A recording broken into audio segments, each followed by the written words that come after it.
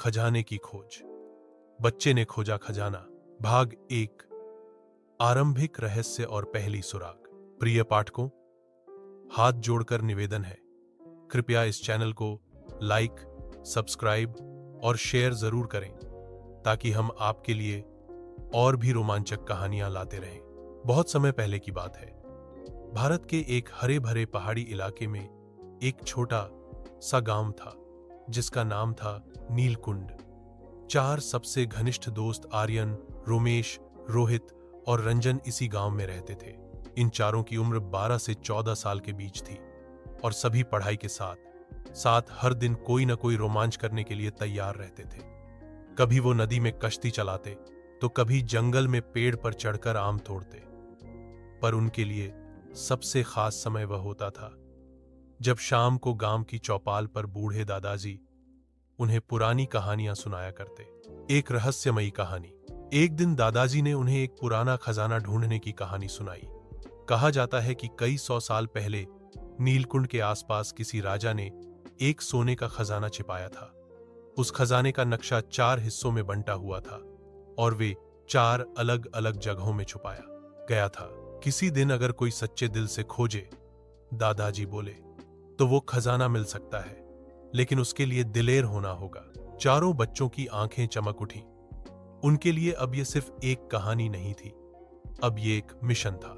रहस्य की शुरुआत अगले दिन स्कूल से लौटते ही आर्यन सबसे पहले अपने दोस्तों को बुलाता है। भाइयों, खजाने की खोज शुरू करें? सच में करेंगे? रोमेश ने पूछा। हाँ, हम 4 हैं और नक्शे के 4 टुकड़े, रोहित ने हंसते हुए कहा। रंजन बोला, तो पहला सुराग कहां से मिलेगा? आर्यन ने अपनी दादी के पुराने संदूक से एक पुराना धातु का डिब्बा निकाला था जो उन्हें उस कहानी के बाद याद आया।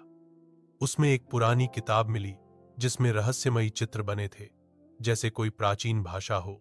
उन चित्रों में एक पृष्ठ पर बना था नीम का पेड़। जहां चिड़िया गाती हो वहीं से पहली सुराग मिलती है। पहला मिशन, नीम का पेड़। गांव के बाहरी हिस्से में एक बहुत पुराना नीम का पेड़ था जहां हर सुबह एक पीली चिड़िया गाना गाती थी। बच्चों ने अगली सुबह वहां जाना तय किया। सुबह सुबह चारों पेड़ के पास पहुंचे। कुछ देर बाद वही चिड़िया आई और ऊपर की एक टहनी पर बैठ गई। रंजन बोला, उसी टहनी के नीचे जमीन में कुछ होगा। उन्होंने वहां खुदाई की और कुछ ही मिनटों में उन्हें एक पत्थर की पटिया मिली। उस पर खुदा था, दक्षिण की गुफा में जहां पानी गीत गाता है वहां अगला सुराग छिपा है। दक्षिण की गुफा, रोहित ने कहा। शायद वो गुफा जो पहाड़ी के पीछे है। हां, जहां झरना गिरता है, पानी वहां सच में गाता है, आर्यन बोला।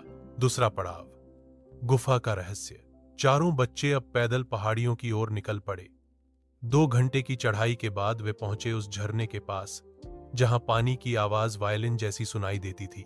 झरने के पीछे एक छोटी गुफा थी। अंदर अंधेरा और ठंडा माहौल। आर्यन ने टॉर्च जलाया। दीवारों पर चित्र बने थे और बीच में एक तांबे का डिब्बा रखा था। उन्होंने उसे खोला। उसमें एक नक्शे का पहला टुकड़ा और एक नोट था। साहस का पहला फल मिला। अब दोस्ती की परीक्षा बाकी है। तीसरा सुराग वहां है जहां सूरज रोज सोता है। सूरज कहां सोता है?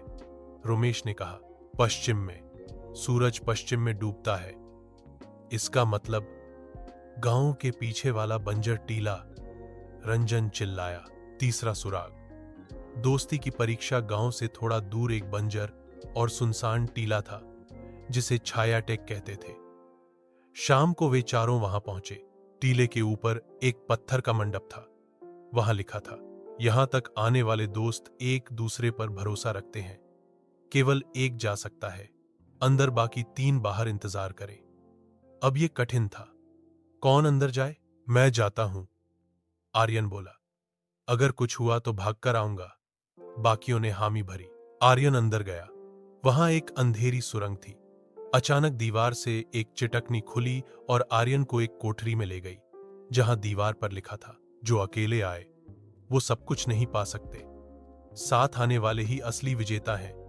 आर्यन समझ गया ये सिर्फ साहस नहीं, साथीपन की परीक्षा थी। वो वापस लौटा और बोला, हम चारों एक साथ अंदर चलेंगे। जैसे ही चारों साथ अंदर गए, एक दूसरा द्वार खुल गया। अंदर एक कांच का डिब्बा रखा था जिसमें दूसरा नक्शे का टुकड़ा था। यदि आपको यह कहानी पसंद आ रही है तो कृपया चैनल को लाइक, सब्सक्राइब और शेयर जरूर करें। आपसे अनुरोध है, दुश्मन की परछाई और चौथा सुराग।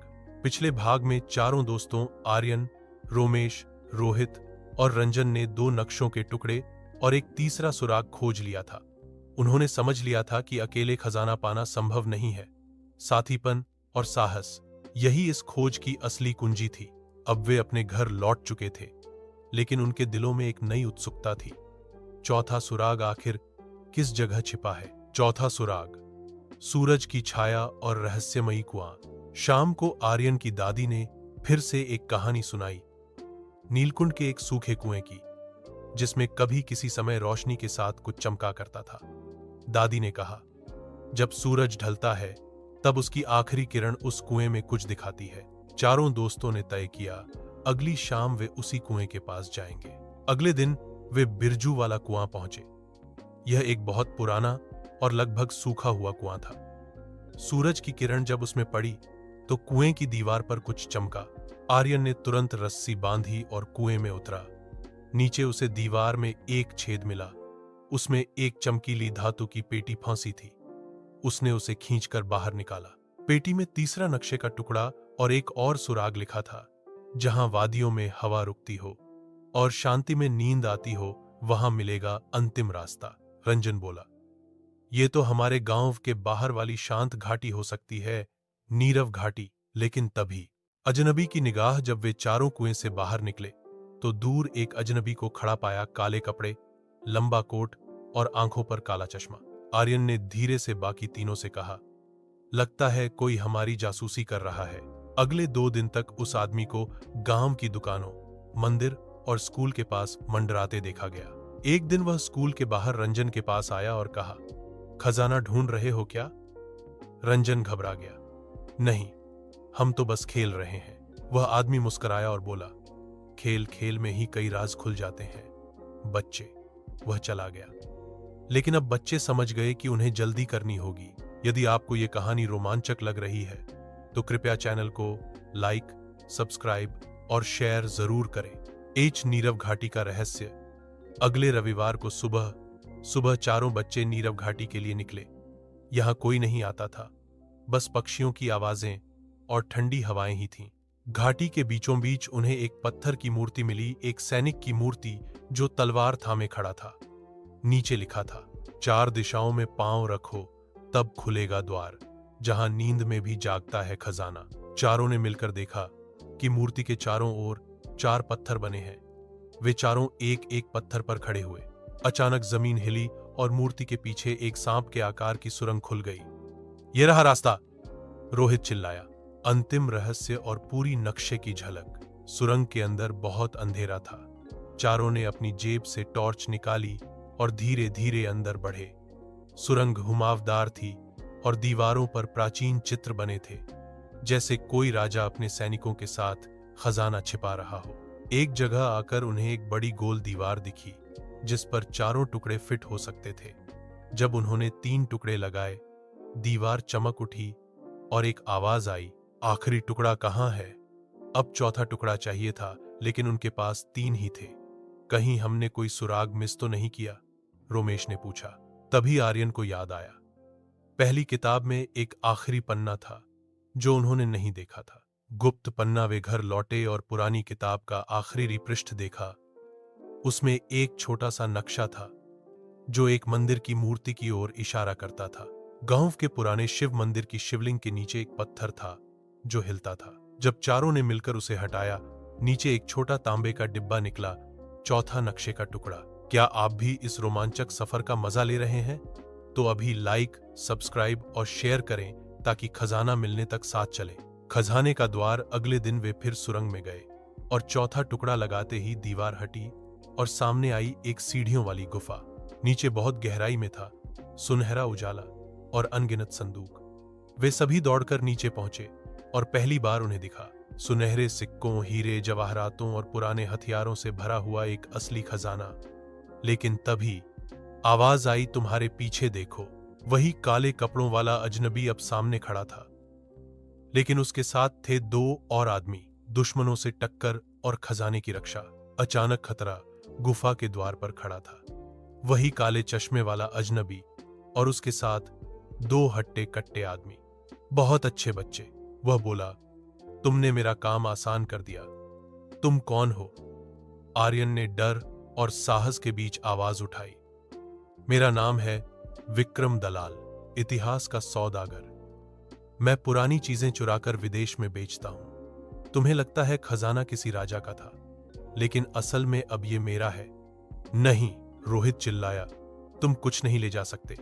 यह हमारी जमीन का हिस्सा है। विक्रम मुस्कुराया, और तुम क्या करोगे? 4 बच्चे और मैं 3 हथियारबंद लोगों के साथ। चतुराई से पलटवार आर्यन ने तुरंत इशारे से अपने दोस्तों को गुफा के 4 कोनों में फैल जाने को कहा। गुफा में कुछ जगहों पर पत्थर के खंभे थे। याद है? आर्यन बोला। दादाजी ने कहा था, यह खजाना सिर्फ सच्चे दिल वालों के लिए है। धोखेबाजों के लिए यह जाल भी बन सकता है। रंजन ने अपने टॉर्च की रोशनी सीधा एक खंभे पर मारी। वहां एक पत्थर का बटन था। जैसे ही उसने बटन दबाया, जमीन हिली। खजाने के सामने की जमीन टूटकर खाई बन गई। विक्रम और उसके साथी गिरने से बाल बाल बचे। भागो! आर्यन ने चिल्लाया। ए हार्ट्स पीछा और जाल। चारों बच्चे दौड़ पड़े सुरंग में वापस, लेकिन विक्रम और उसके आदमी उनके पीछे थे।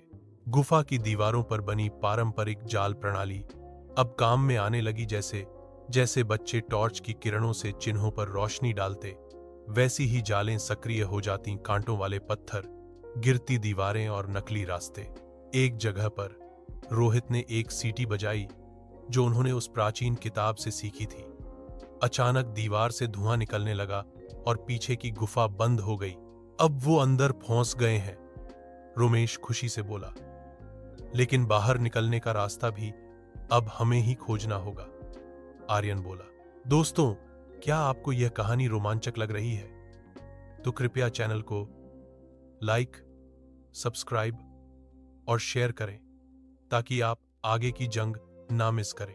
रहस्यमयी पहेली। अब सुरंग के अंदर गहराई में वे एक बड़ा हॉल पहुंचे, जहां एक और शिला पर यह लिखा था, जिसने खोजा खजाना वही खोले इसे सच्चे नाम से, वरना सब मिट्टी हो जाएगा। चारों ने मिलकर सोचा, सच्चा नाम क्या हो सकता है? रंजन बोला, यह हमारे पूर्वजों की धरोहर है, हमें वो नाम याद है। दादाजी ने कहा था, स्वर्ण भूमि निधि। आर्यन ने वही शब्द पत्थर पर उकेरे, स्वर्ण भूमि निधि। अचानक पत्थर दहकने लगा और पूरा हॉल गोल घूमकर ऊपर खुलने लगा। ऊपर थी एक गुप्त सीढ़ी, जो गांव के पुराने पीपल के पेड़ के नीचे खुलती थी। गांव की जीत। चारों बच्चों ने गांव के बुजुर्गों को बुलाया और पूरी बात बताई। गांव के प्रधान, मास्टर जी और पुलिस को जानकारी दी गई। पुलिस ने अगले दिन गुफा जाकर विक्रम दलाल और उसके गुर्गों को गिरफ्तार कर लिया। खजाने को गांव के संग्रहालय में रखने का निर्णय लिया गया, जिससे गांव की आर्थिक स्थिति सुधरे, बच्चों के लिए स्कूल बने और लोगों के लिए रोजगार। चारों बच्चों को राष्ट्रीय पुरस्कार भी मिला। आखिरी मोड़। सम्मान और मित्रता। गांव में एक बड़ा मेला लगा, जिसमें इन चारों बच्चों को नीलकुंड के रक्षक का दर्जा मिला। प्रधान जी ने मंच से कहा, इन बच्चों ने ना सिर्फ खजाना खोजा, बल्कि हमारी विरासत को लूट से भी बचाया। आज से इनका नाम हर बच्चे की प्रेरणा बनेगा। आर्यन ने कहा, अगर हम चारों साथ ना होते तो ये सब नहीं होता। सबसे बड़ा खजाना है दोस्ती। दोस्तों, अगर आपको ये पूरी यात्रा पसंद आई हो, तो कृपया चैनल को लाइक, सब्सक्राइब और शेयर जरूर करें, और कमेंट में बताएं कि आपको सबसे अच्छा मोड़ कौन सा लगा। नई शुरुआत, नया रहस्य।